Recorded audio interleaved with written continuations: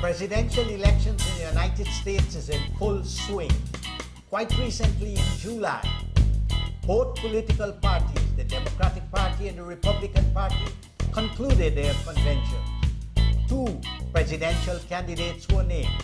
Hillary Clinton, for the first time, a woman presidential candidate has been slated by one of the major political parties in the United States. And on the other side, the Republican Party, we have Donald Trump, a billionaire who has been having great difficulty with his political party. These two candidates are now vying for the presidency of the United States. Today on Carib Nation, we will be examining the issues, major issues in this election. How these issues, when played out, will affect our respective communities here in America, particularly Caribbean Americans, and also the Caribbean nation states in the Caribbean.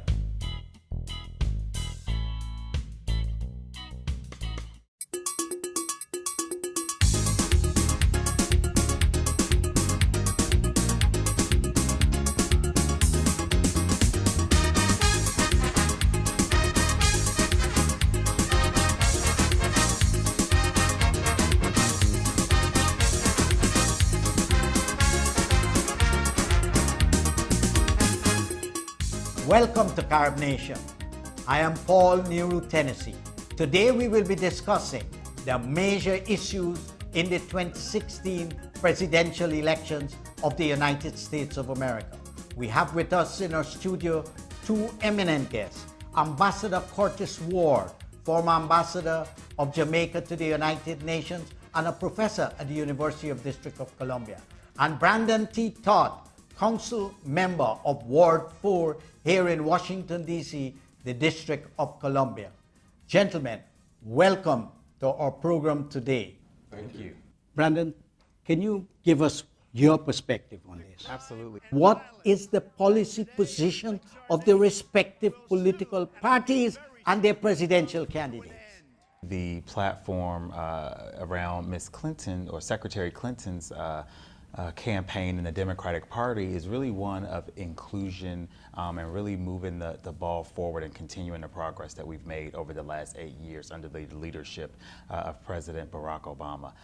And the platform of the Republican Party and Mr. Donald Trump is one of exclusion and real fear that they're putting in American households all across the country around if we elect another Democrat, the direction that the country is going in. But we know that electing a Democrat is really the only way to go in November of this year. There were some issues in both political parties. In the case of the Democratic Party, we had Bernie Sanders, who was able to mobilize a lot of young people with a very radical program. Mm-hmm. Now, how do you think Ambassador Ward, Hillary Clinton, who has made a commitment to include that platform into her program, how will she implement it, do you believe, if she becomes president? Well, I would use a different word to describe Bernie's program and say it's progressive rather than radical.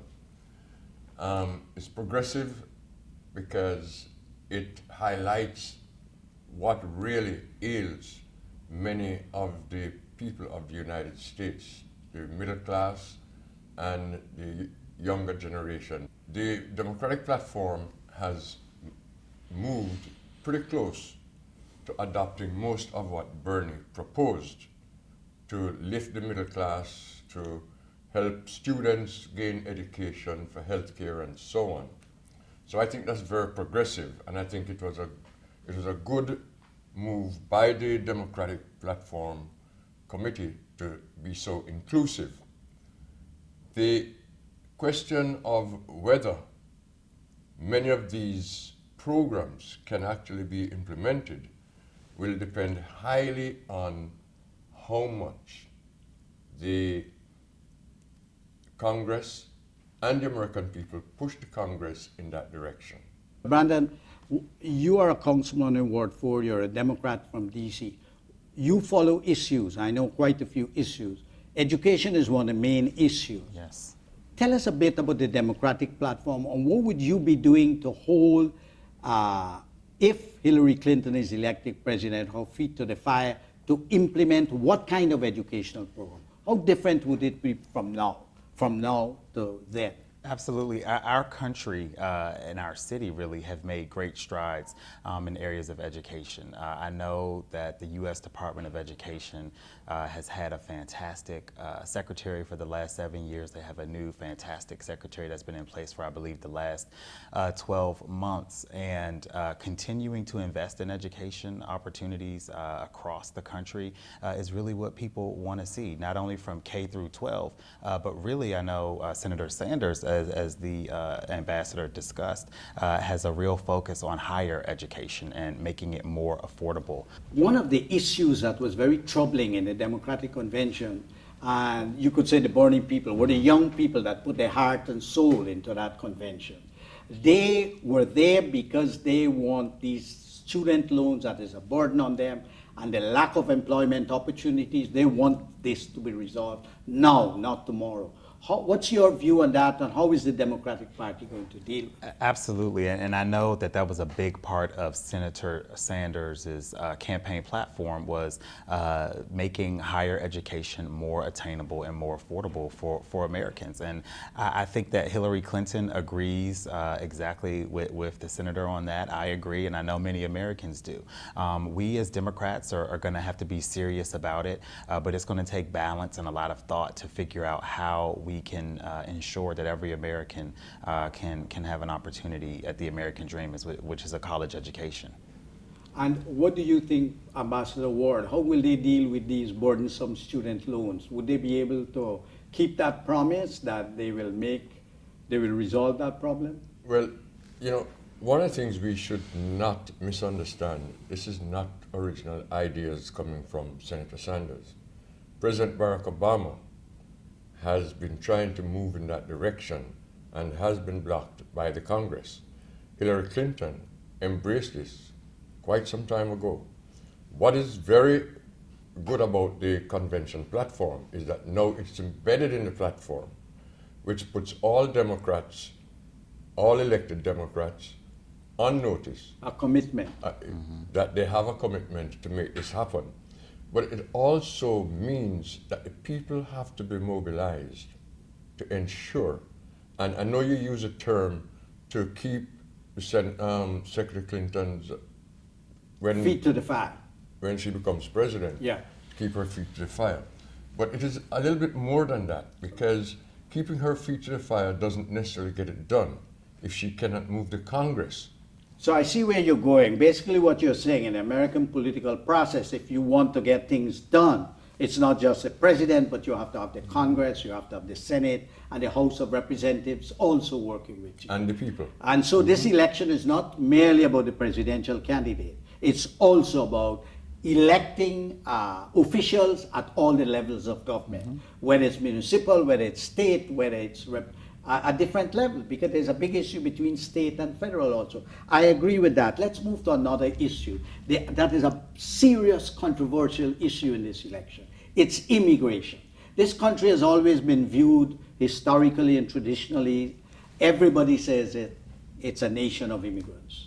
Now suddenly one presidential candidate, Mr. Trump, has said that he will build a wall and that he will ban Muslims because of the terrorism issue.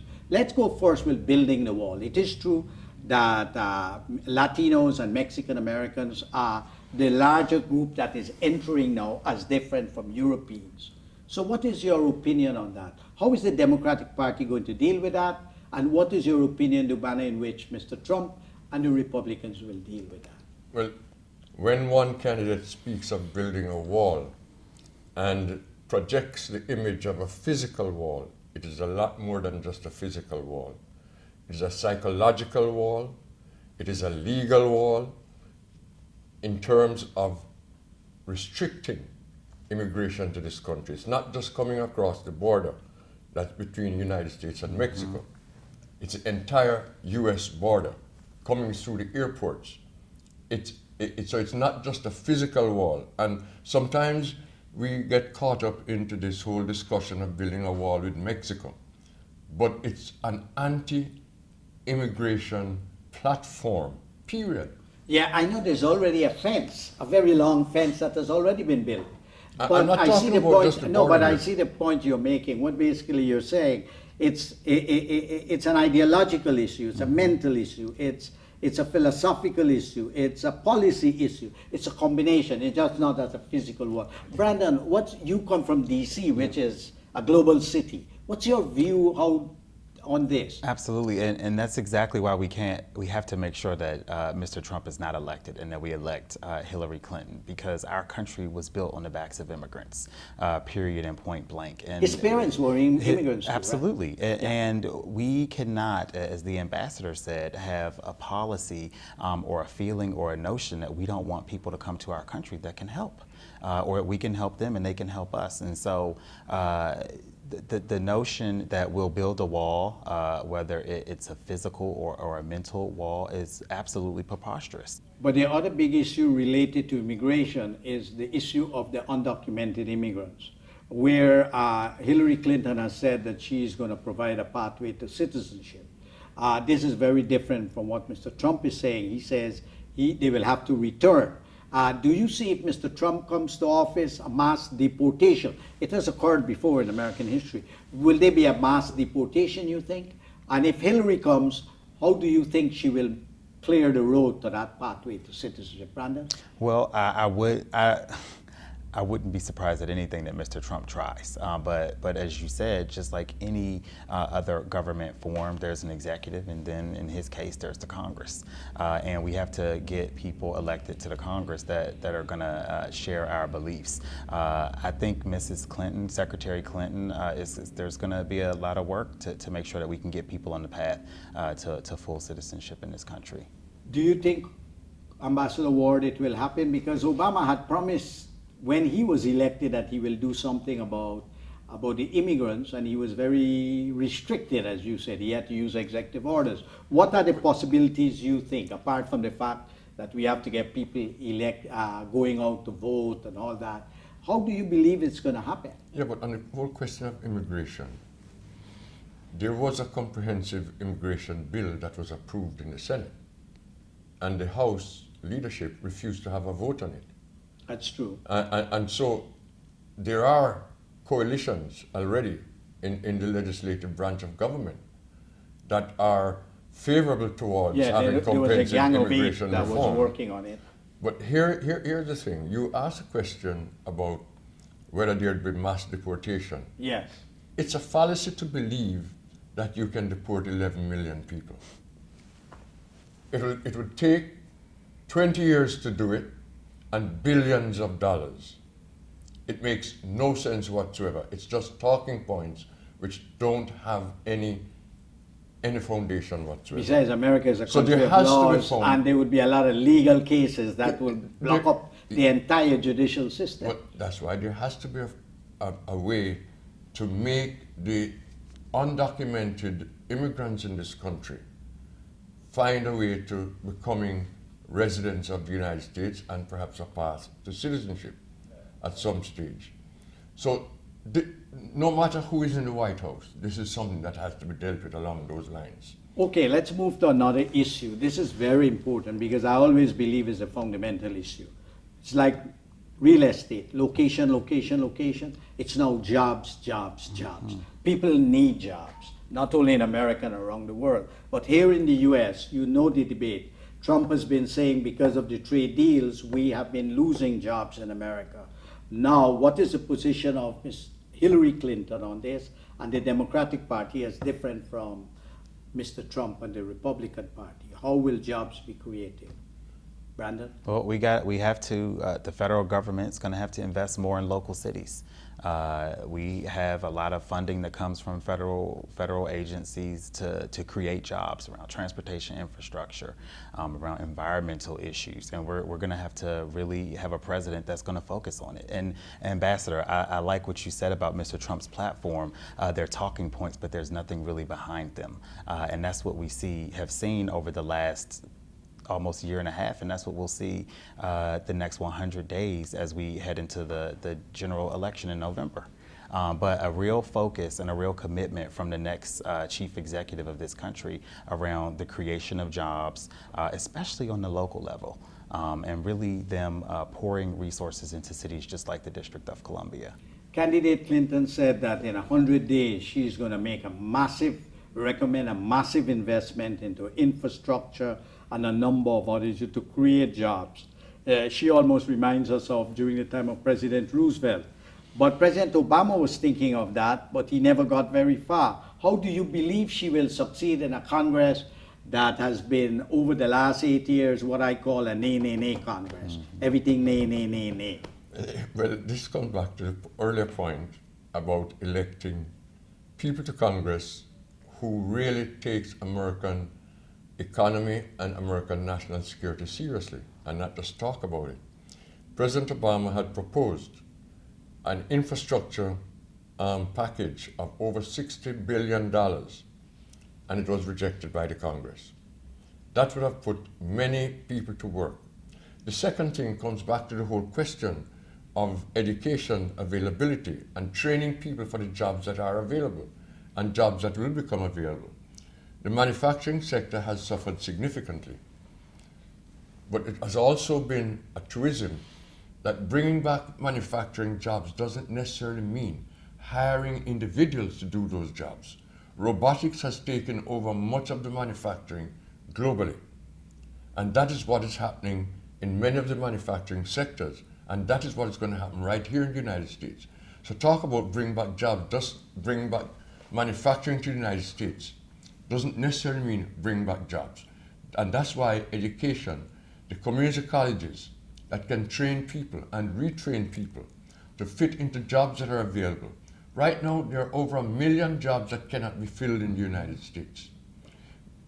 The Immigration Service has had to be granting special visas and waivers in order to bring people from abroad to fill those jobs because there are no technically trained people in the United States. Silicon Valley was not built. But that's an indictment of the educational system in the United States? And that is precisely why we have to look at community colleges to train people.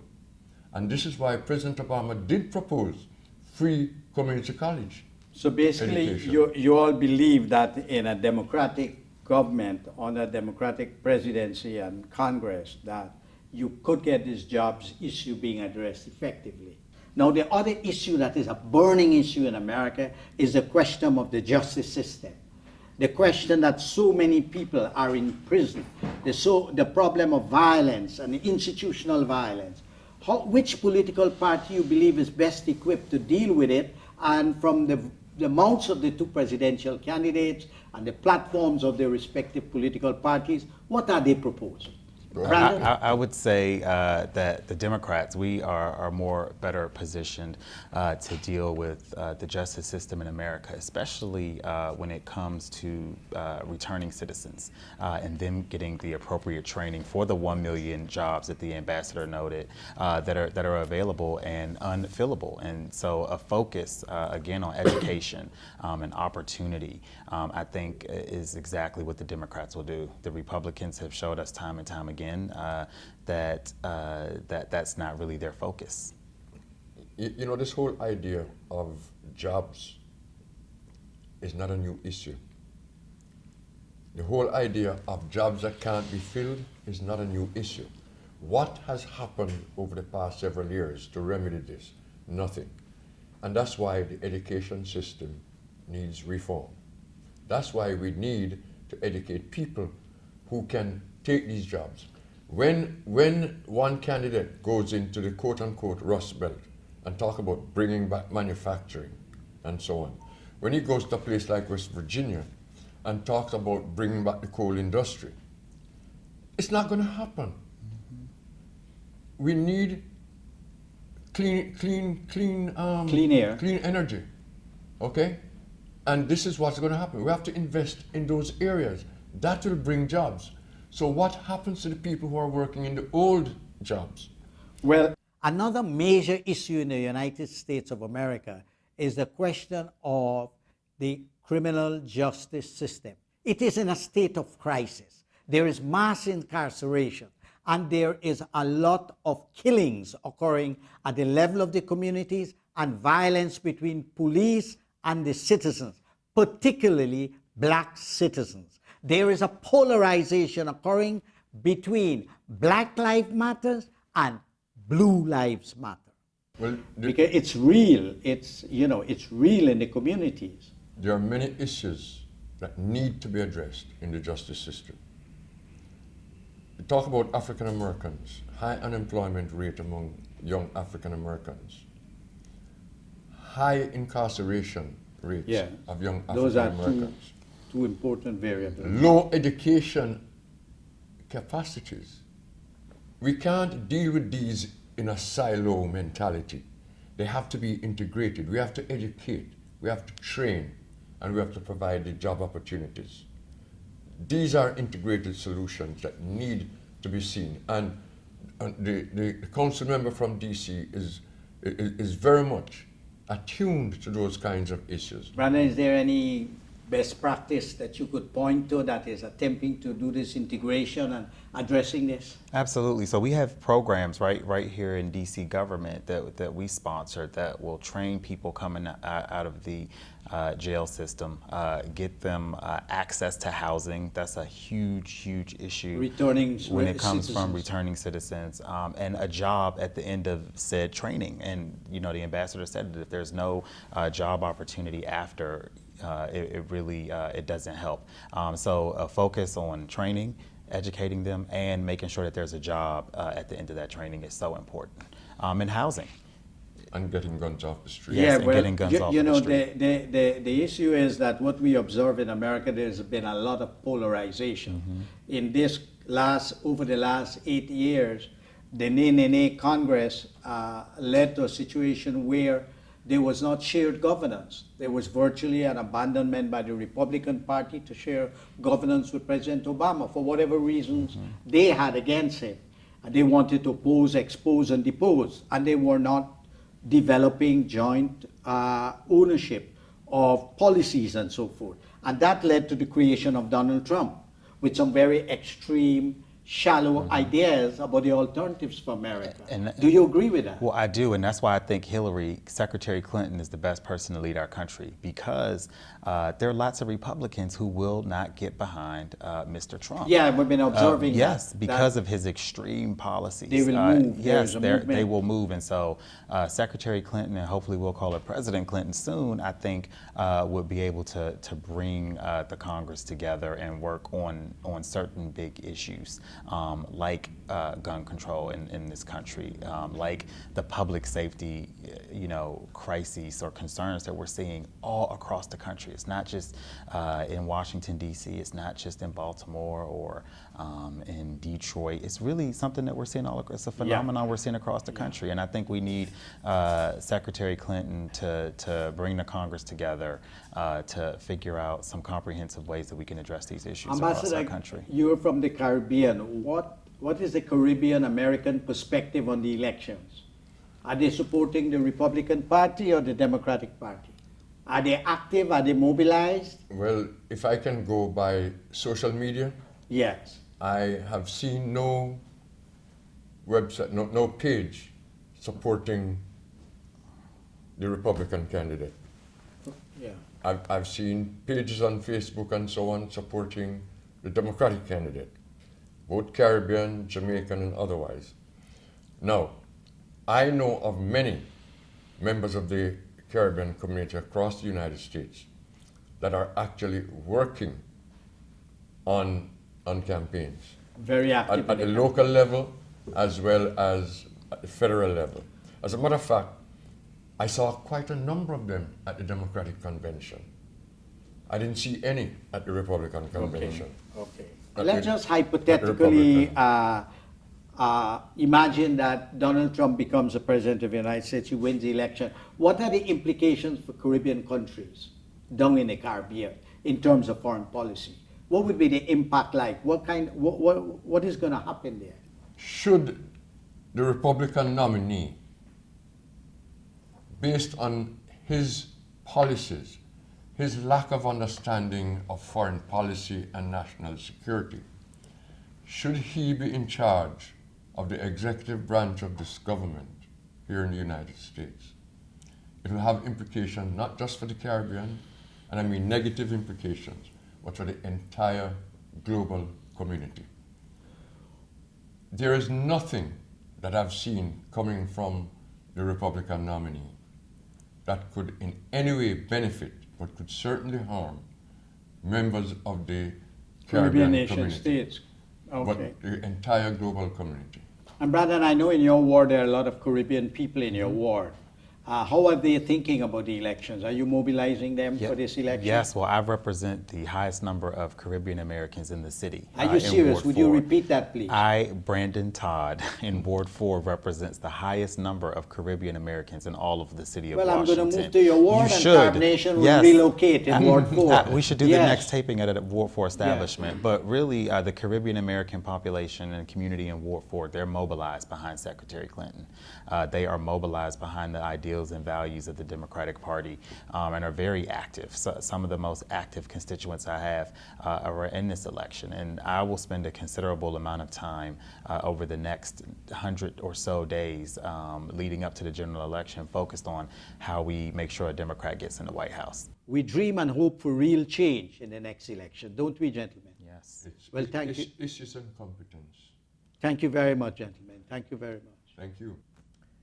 The elections of 2016 in the United States of America is a very, very important election because perhaps for the first time in many years, we are faced with two very different candidates that represent two very different worldviews and have put forward very fundamentally different sets of policy prescriptions, not only for problems affecting folks inside America, but for problems affecting countries around the world. In this election, we hope that the American population will update themselves on the analysis and the facts and the arguments of both political parties' programs so that they can make educated decisions about the elections of 2016, and that when they go and vote and carry out their civic responsibility, all Americans, that they will think of the responsibility that they have in their hands, that the decision that they will make will determine not only the future of America, but quite frankly, the future of the entire world. For Carb Nation, I'm Paul Tennassee.